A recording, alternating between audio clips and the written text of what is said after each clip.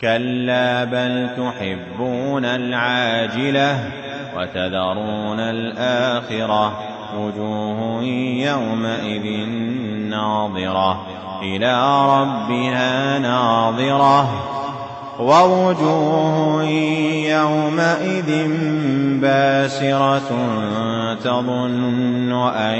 يفعل بها فاقرة كلا إذا بلغت التراقي وقيل من راق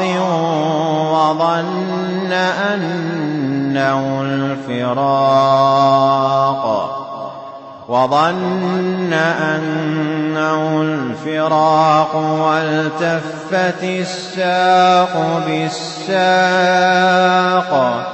إلى ربك يومئذ المساق فلا صدق ولا صلى ولكن كذب وتولى ثم ذهب إلى أهله يتمطى أولى لك فأولى ثم أولى لك فأولى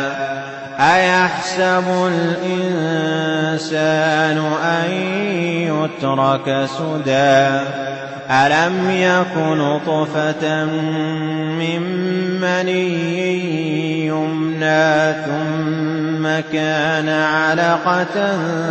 فخلق فسوى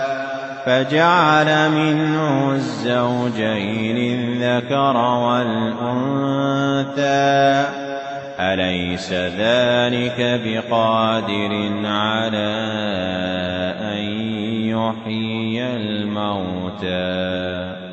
قدمت لكم هذه التلاوة من موقع